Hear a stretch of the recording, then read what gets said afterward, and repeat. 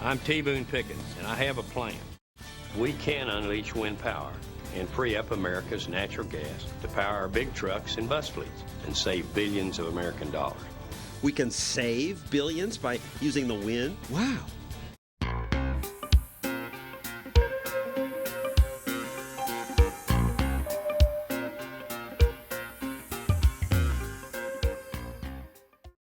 The survival of the United States of America as we know it is at risk. This is conventional wisdom.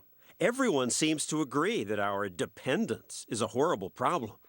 Last election, every big candidate campaigned on it. Barack Obama will make energy independence an urgent priority as we break the grip of foreign oil. Helping break the back of our oil dependency. End our addiction to foreign oil and move us toward energy independence. We know we can't power America's future on energy that's controlled by foreign dictators. Achieving energy independence has been promised for years. This intolerable excessive dependence on foreign energy sources. They promise Bring us closer to energy Independence for our country by 1980. by 1985. In 10 years, By the year 2025. but our failure to achieve it hasn't dampened enthusiasm for it.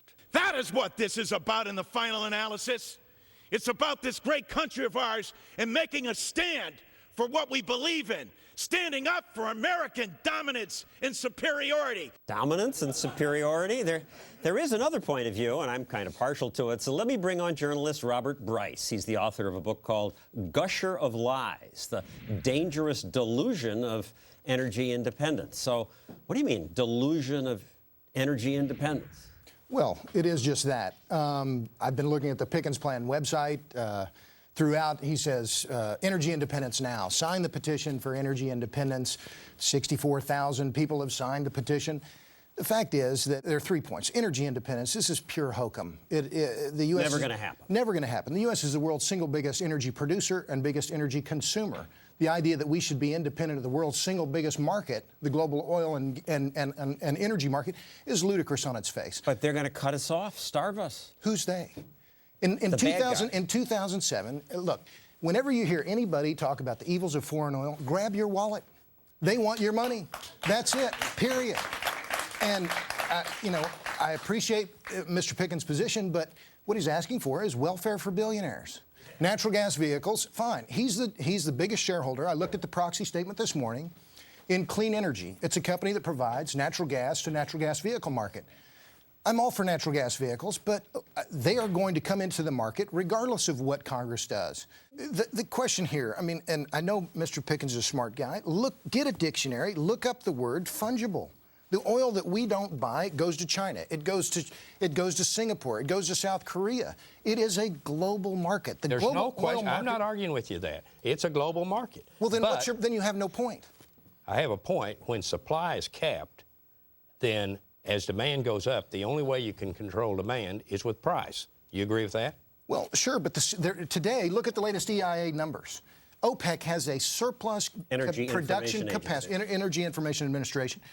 They have a surplus production capacity of 6 million barrels a day. But I don't believe that. Well, okay, fine. We can disagree on the numbers. The fact is, we are not, the world, for all the discussions about peak oil and everything else, we are not short of oil. I believe in peak oil.